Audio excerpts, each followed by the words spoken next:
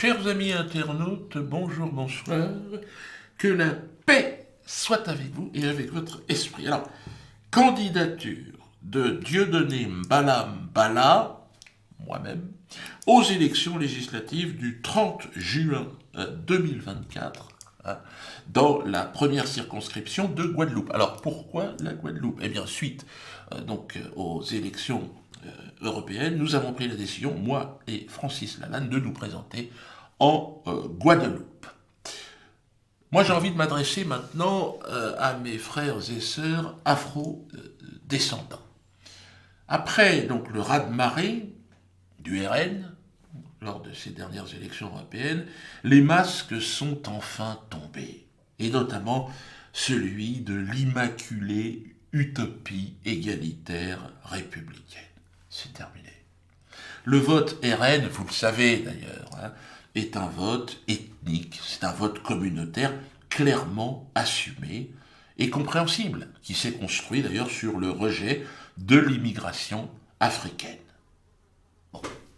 Le traitement d'ailleurs entre les réfugiés ukrainiens et africains aura fini de convaincre les plus sceptiques d'entre nous.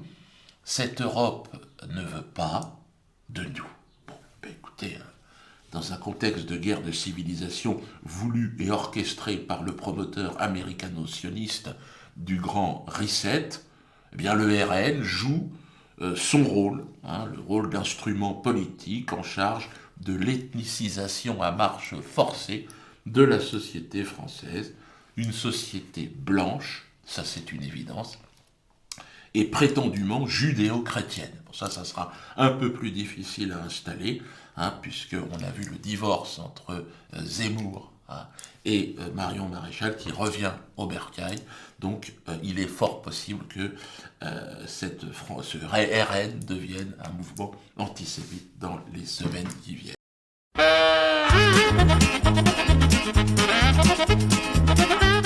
Puisque c'est dorénavant notre objectif pour réussir les élections législatives dans quelques semaines, je suis prête à rencontrer dans les jours qui viennent Marine Le Pen et Jordan Bardella, Éric Ciotti et Nicolas Dupont-Aignan pour travailler ensemble à l'alternative que notre pays exige. Je suis prête à rencontrer dans les jours qui viennent Marine Le Pen et Jordan Bardella, Éric Ciotti et Nicolas Dupont-Aignan pour travailler ensemble à l'alternative que notre pays exige. Elle trahit ces gens. Je dis, moi, que c'est le record du monde de la trahison. J'ai envie de dire, cela ne me concerne plus, en fait, et je vous dis qu'il est temps de prendre vraiment bonne note de ce qui vient de se passer, et à l'instar de nos frères kanaks, burkinabés, maliens, nigériens, eh bien, de prendre conscience que le temps est venu pour les populations afrodescendantes, les populations noires, mélanésiennes, de prendre conscience qu'il est important de s'émanciper de cet Occident pour qui nous resterons à jamais des étrangers. Donc, je veux dire, à un moment donné, sur la France aux Français, oui, et ça je le comprends et je soutiens cette idée, mais la Kanaki aux Kanaks, on doit tous avoir un endroit, laissez-nous tranquilles. La Guadeloupe aux Guadeloupéens. Et moi, dans mon mélange ethnique, si vous voulez, je me sens chez moi en Guadeloupe. La Martinique aux Martiniquais. Mais encore une fois, ça n'est pas d'histoire de blanc et de noir. Francis Lalanne veut s'installer aussi là-bas pour une indépendance et dire ce que je suis en train de vous dire. C'est pas un vote raciste que de dire, bon, je pense pas que le RN soit raciste, c'est simplement un mouvement qui dit, bon, voilà, la France a toujours été, ce serait bien qu'on conserve nos traditions, nos coutumes. Il en va de même, voilà, chacun chez soi et Dieu pour tous, dans le respect de tout le monde. Nous sommes différents, oui, nous sommes différents, et nos cultures sont plus que jamais incompatibles. Je veux dire, moi, je suis d'origine camerounaise, je peux vous le dire, la propagande occidentale, LGBTQ+, propagée partout dans le monde, et propagée officiellement dans les écoles françaises. Vous trouvez belle? D'accord. Qui a amené cet enfant? Bonsoir. Bonjour. Alors, faut que j'arrive à passer dans tout ce micmac, moi. Salut. Moi, c'est Ophélia, enchanté. Bonjour, monsieur. Alors, moi, c'est pas monsieur, c'est madame. T'as l'air tout intimidé. Vous êtes un monsieur? Non. Si. On a reconnu que t'étais un garçon parce que t'avais la voix. Et donc, moi, je suis un monsieur. Oui. Toi, t'es quoi? Une fille? Pourquoi? Bah parce que... Vous me trouvez belle?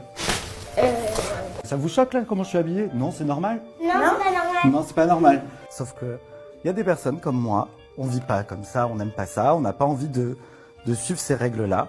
Et du coup, on fait ces spectacles où tout le monde est qui veut. Tu te sens plus garçon ou plus fille? Je préfère pouvoir changer et faire les deux. Faites ce que vous avez à faire, développez-vous. Dans le respect, encore une fois, l'homosexualité, ça a toujours existé de tous les temps. C'était pratiqué différemment. En France, maintenant c'est au grand jour, c'est à la tribune. Français, en 2024, c'est, dans un pays qui il y a 10 ans seulement se déchirait encore sur le mariage pour tous, pouvoir être Premier ministre en assumant ouvertement son homosexualité. Il faut être homosexuel et porter une jupe pour gagner l'Eurovision. Bon, écoutez, c'est comme ça. C'est de la même façon la guerre que l'Occident a engagée contre la Russie. Non, mais cela ne nous concerne absolument pas, les afro-descendants des Antilles, de Guadeloupe, de Martinique, de Guyane, de Kanaki. Mais quel est le problème? Les Russes ne nous ont absolument rien fait. Donc, pourquoi aller faire la guerre contre ces gens-là? Nous ne sommes pas des Occidentaux. Je veux dire, vous nous le dites vous-même en refusant de nous intégrer, parce que l'immigration africaine vous effraie. Et je le comprends. Parce qu'effectivement, nous sommes de plus en plus nombreux, nous sommes bientôt des milliards, et que la population française diminue du fait de certaines pratiques sexuelles qui sont développées et encouragées. Alors moi, ce que j'ai en tout cas à dire, c'est que le peuple guadeloupéen s'est défendu contre l'obligation vaccinale. Et c'est ce qui m'a décidé, c'est ce qui nous a décidé, avec Francis Lalanne, à se présenter, évidemment, en Guadeloupe. Elido Mota est à terre. Elido Mota est à terre.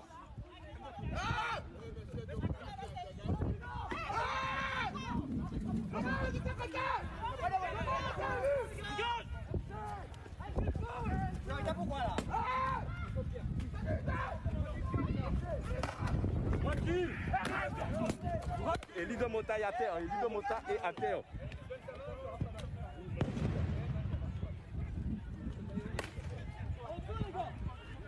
Il faut être très clair, en fait. C'est toutes ces raisons qui nous ont décidé d'être présents dans ces élections législatives, en ce qui me concerne, dans la première circonscription de la Guadeloupe. Alors, qui suis-je? Vous me connaissez, pour certains, alors les médias occidentaux, toujours les mêmes. Alors, je dirais plutôt franco-israéliens, parce qu'une grande partie des médias d'information, des chaînes d'information sont contrôlées par des franco-israéliens. Il manque, je pense qu'il n'est pas assez futé pour exactement manipuler les... C'est un nègre, c'est un nègre, c'est un nègre, c'est un nègre. Effectivement, aujourd'hui, un exemple frappant, effectivement, qui prouve la théorie de Darwin, c'est le célèbre dramaturge français qui s'appelle À diable donné.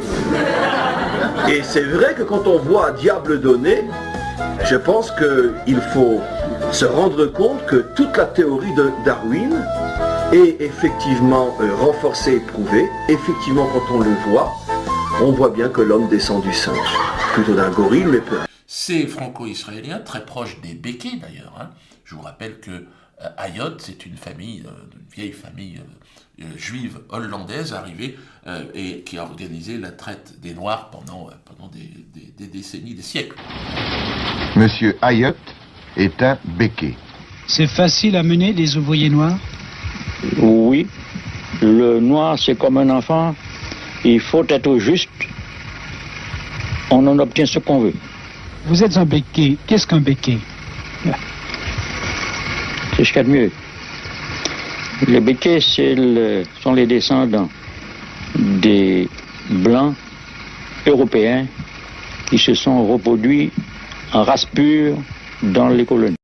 Eh bien, il est normal que pour ces gens-là, je suis un mauvais nègre. J'ai été condamné plus de 30 fois pour des sketchs qui n'ont pas fait rire le maître Béké, que j'emmerde profondément, et je me présente contre lui, moi.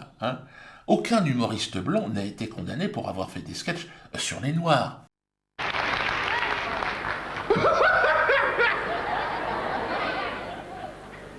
Mon frère et moi-même, nous avons hérité d'une épicerie là. C'est-à-dire que moi et mon frère d'une épicerie, nous avons hérité. Et étant donné que nous n'avons pas l'habitude du magasin, j'ai dit à mon frère, tu vas sortir dans la rue et tu vas passer devant le magasin, tu vas rentrer dans le magasin et tu vas me demander des victuailles. Et moi, je te vendrai les victuailles. Alors tu passes dans la rue, vas-y. Il faut que j'y aille maintenant? Oui, il faut que tu ailles maintenant. Bon, j'y vais.